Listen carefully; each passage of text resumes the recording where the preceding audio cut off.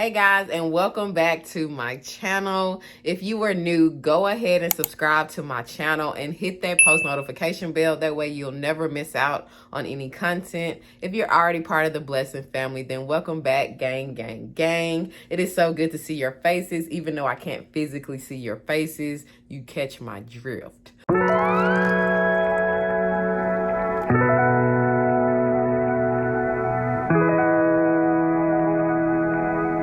All right, guys, so we are going to be talking about the gift of singleness, the gift of singleness. And you may be wondering, well, don't nobody want the gift of singleness? Don't nobody want to be single? Like being single is lonely. I do understand. I've been in this singleness thing for a minute now. Once I fully accepted that I would have to be alone for a season or two, but I learned to be content in my singleness. So if you're currently single, that means you have the gift of singleness. And it's the same thing for those who are married. They have the gift of marriage. But no matter what, especially for those of you who are single, you have to believe and trust that God will empower us during whatever season we may be in. And I know being single is not the norm these days. You see everyone on social media got a boyfriend, getting engaged, got a husband, and you're sitting back like, okay, God, really? I know such and such shouldn't even have no husband. I know I'm sure I know I'm not the only one that gets these thoughts, but we also have to realize that social media can be very misleading. What may appear one way on the outside is not the same way it appears behind closed doors. They post the nice pictures of them, and I'm not saying this pertains to all married people or all people who are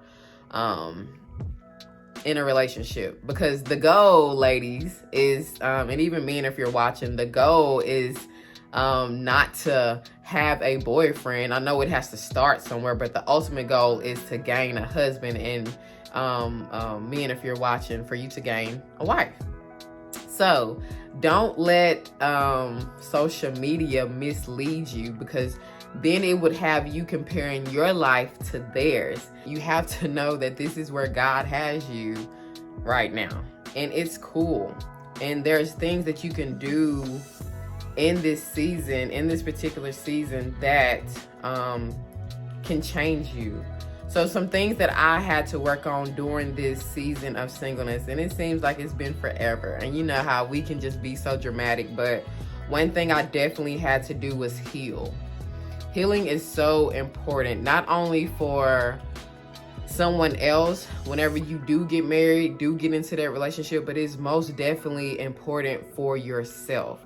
There's a lot of things that I had to get free from. There's a lot of things that I had to get deliverance from that I wasn't even aware of until I stepped into who God was, until I, began to seek his face on a continuous basis, until I began to pray and bind and loose some things. And everything, it seemed like, was exposed all at once. So I know during this journey of singleness that healing is such an important thing. And it will also prepare you for when you do start your courtship and it leads to you being engaged and you being married. It will also help, because one thing I had to learn, and one thing I remember my apostle told me, he said, had I not gone through my healing, I would have ran my future husband off. And I totally believe that, because there was moments, I don't know if some of you know, where I would literally, be up and down in my emotions. I would be good one day and then depressed the next, good the next couple of days and then depressed. So healing is very important in your singleness. While we're in this moment, we need to enjoy it. And I know that sounds cliche, because it took me a minute to accept that I was really not necessarily by myself, but that I was single. Be content in whatever God has us in right now.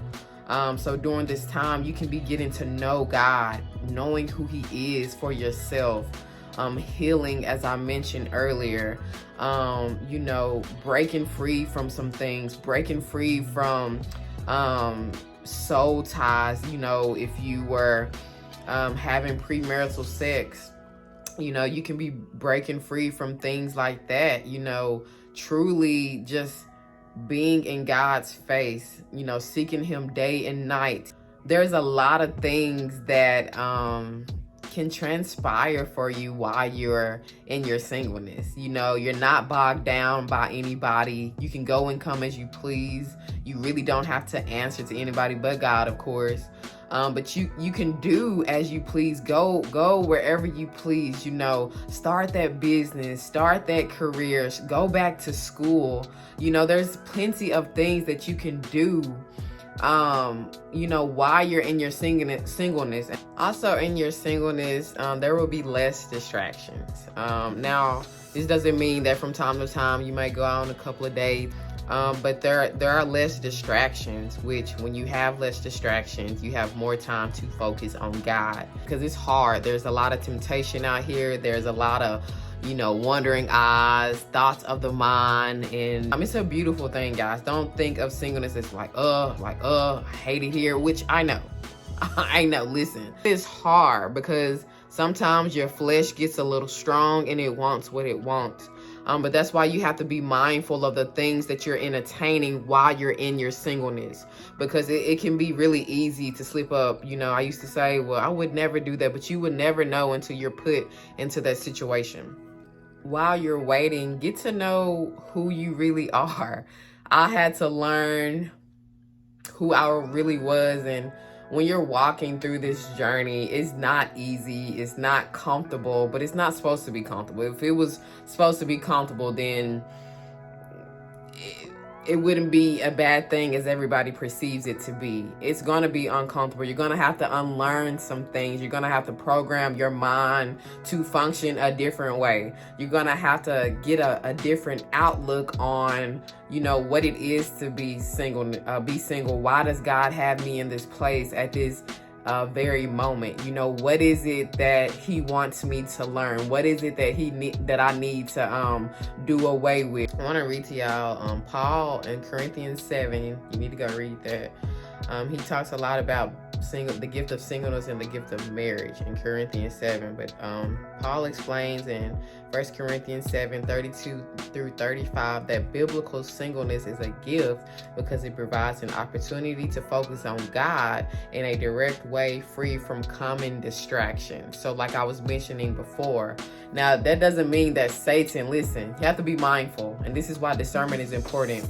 You have to be mindful because the enemy will send distractions to come and distract you on your purity walk, on your singleness journey. He will send those. I've had many counterfeit men come into my life, and you have to be careful not to fall victim to that counterfeit. It keeps you from a bad marriage. Let's face it. I would rather be single than to be out here entertaining someone that God never meant for me to be with. That's just point blank, period. I don't, argue with your mama, but I would rather be single. Not saying that I desire to be single for the rest of my life, but I would rather be single than to be in a terrible marriage with someone I'm not even supposed to be with, and to learn the hard way. You don't want to go through that heartbreak, and that's where settling comes into play. So when you're in your singleness journey, you get a chance to get your mind free of all the clutter, all the distractions, all those things that had you bound, all those things that you couldn't see when you were entertaining that certain person, when you were having sex, and you're so intertwined with those. And so now your judgment was cloudy. So now you get to see people for who they really are. So I think it just also allows your discernment to be very strong and greater. And please, during this journey, and that's what I had to learn, because we have to watch our words. The Bible tells us that there is life and death in the tongue. So watch your words whenever you're speaking, because I would catch myself saying, all men are the same. They're all alike. They all liars. They all cheaters. And now I have this hatred that I'm forming, in my heart towards men. And I know that men aren't all the same, but the bitterness that was growing in my heart led me to believe that all men were the same. And I was speaking it out my mouth. So of course I was going to encounter men that were all the same. So I think too, during this journey, do not let bitterness grow in your heart.